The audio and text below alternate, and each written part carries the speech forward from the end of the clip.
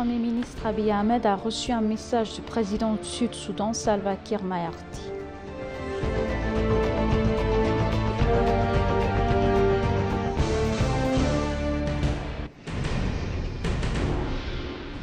Le 31e anniversaire du génocide des Tutsis au Rwanda en 1994 a été commémoré hier au siège de l'Union africaine à Addis Abeba.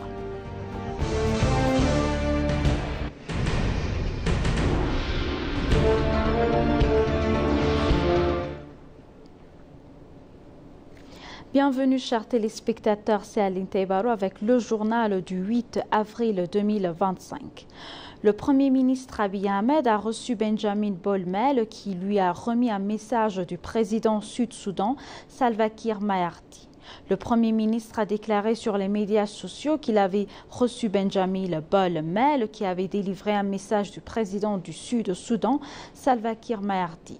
J'ai eu une discussion productive avec le vice-président au cours de laquelle j'ai souligné l'importance d'une approche régionale inclusive pour relever les défis sécuritaires et politiques auxquels le Sud-Soudan est actuellement confronté, a déclaré le Premier ministre. Abiy a souligné que l'Éthiopie restait engagée et continuerait à apporter son soutien indéfectible au peuple frère du Sud-Soudan.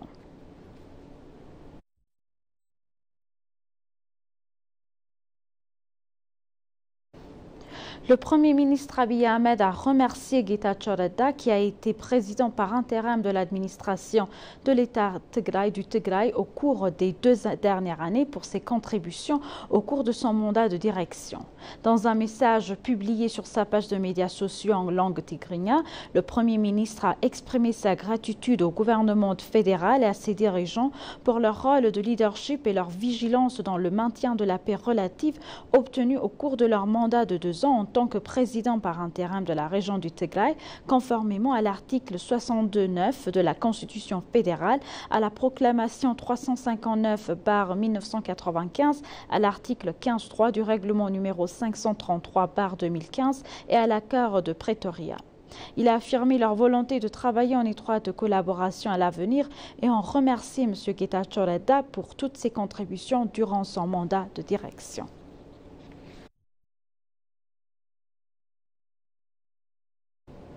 Une délégation du Parlement et du Conseil de la Fédération conduite par le président du Conseil de la Fédération à Agignon Teshagher et à Dakhla au Ouzbékistan pour participer à la 150e Assemblée de l'Union interparlementaire. Agignon Teshagher a exprimé l'engagement de l'Éthiopie à continuer de renforcer son partenariat au sein de l'Alliance. Il a également exhorté toutes les parties concernées à renforcer la coopération internationale pour atteindre les objectifs de développement durable à l'horizon 2030. Il a expliqué que le pays travaille sur un plan de développement national de 10 ans qui est aligné sur des objectifs de développement durable 2030 et l'agenda 2063 de l'Afrique. Il a déclaré que le pays s'est efforcé de faire du programme de l'empreinte verte un succès en plantant plus de 40 milliards de plants grâce à ses efforts au cours des dernières années. Il a également noté que l'Éthiopie remplit son rôle attendu en tant que Parlement en examinant, approuvant, surveillant et soutenant diverses politiques, programmes et cadres juridiques pour atteindre des objectifs de millénaire pour le développement. Il a noté que le Conseil de la Fédération a reçu le pouvoir d'allouer une part proportionnelle du budget de subvention du gouvernement fédéral aux régions et s'efforce d'assurer une répartition équitable du développement des infrastructures entre les régions. Il a déclaré qu'une attention particulière est accordée à l'expansion des services publics de base.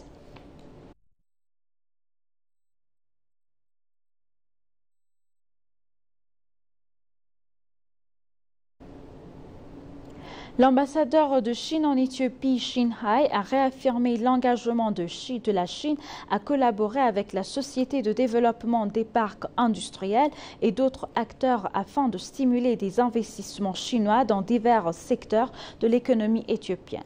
L'ambassadeur a fait la déclaration après sa visite dans la zone économique spéciale de Jemma pour en explorer des activités de développement. Au cours de sa visite, l'ambassadeur Chen a observé des processus de production de la société HKJ, un important exportateur d'huile d'avocat comestible de la région de Jemma, vendu des marchés européens et américains. L'ambassadeur Chen a salué les infrastructures bien développées de la ZES, soulignant notamment la fiabilité de son approvisionnement en électricité et en eau, essentielle à la maximisation des ressources locales. Zamana Junadi, directeur de la promotion des investissements et du marketing de l'IPDC, a souligné le rôle essentiel des investisseurs chinois dans les zones économiques spéciales et les zones de libre-échange d'Éthiopie. Il a également exprimé la volonté de l'entreprise de renforcer sa coopération avec l'ambassade de Chine en mettant l'accent sur la promotion des investissements, le développement des ressources humaines et le transfert de connaissances.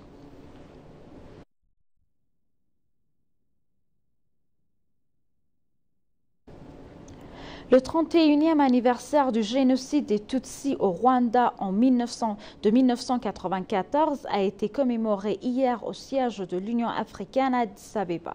S'exprimant lors de la cérémonie de commémoration à Addis Abeba, la ministre d'État éthiopien des Affaires étrangères, l'ambassadrice Burtukana Ayano, a déclaré que cette commémoration était non seulement un moyen de rendre hommage aux innocents qui ont perdu la vie lors du génocide, mais aussi de reconnaître la résilience du peuple rwandais.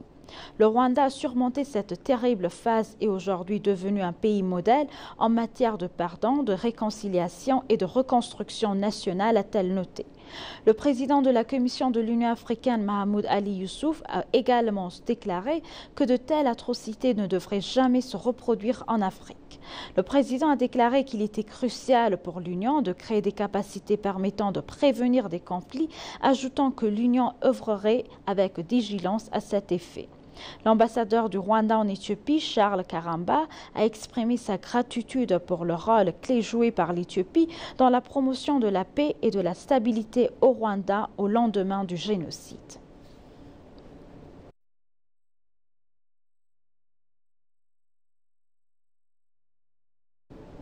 Le 3e Forum international des produits autochtones a débuté à Abu Dhabi, organisé par les Émirats arabes unis et coordonné par l'Organisation mondiale de la santé à partir d'hier 29 mars.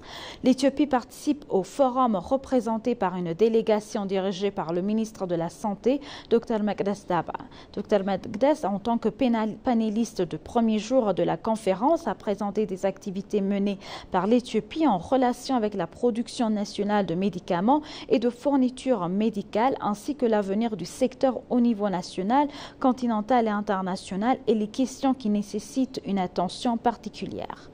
Lors du forum, des représentants de l'Organisation mondiale de la santé et de divers pays discutent de mesures stratégiques essentielles pour améliorer les systèmes de santé et la résilience économique, ainsi que pour accroître la production nationale et régionale durable. Le forum du 3 jours devrait passer en revue le parcours du WLPF depuis sa création en juin 2021 et fournir une direction commune pour son futur parcours selon les informations de l'ambassade d'Éthiopie à Abu Dhabi. La délégation éthiopienne devrait également tenir des discussions avec ses homologues d'autres pays et les dirigeants d'organisations internationales en marge de la conférence principale.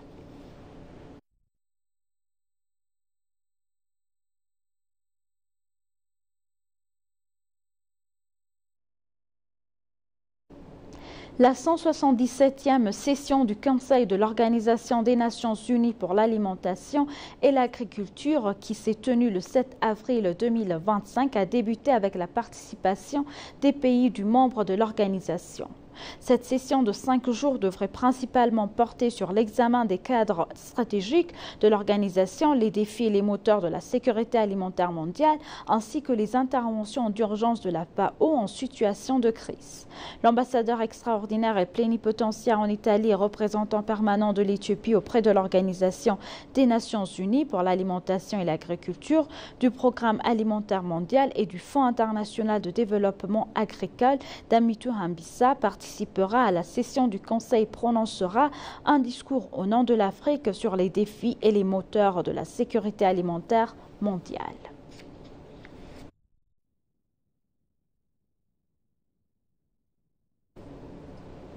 Et pour conclure le journal, un forum d'affaires visant à coordonner la participation des investisseurs pakistanais aux forums commerciaux et d'investissement qui se tiendront en Éthiopie dans les mois à venir se tiendra à Islamabad. L'ambassadeur d'Éthiopie au Pakistan, Jamal Bakar, a discuté du forum avec Nasser Qureshi, président de la Chambre de commerce d'Islamabad. Il s'agit d'une plateforme visant à coordonner les investisseurs pakistanais pour participer au forum d'affaires du haut niveau Invest Ethiopia à la foire de l'industrie éthiopienne et à l'exposition nationale unique. L'ambassade a déclaré qu'elle soutiendrait le renforcement des relations commerciales entre les deux pays.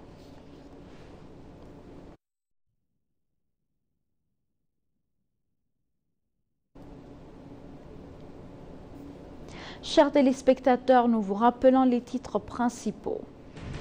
Le Premier ministre Abiy Ahmed a reçu un message du président du Sud-Soudan, Salva Kiir Mayardit.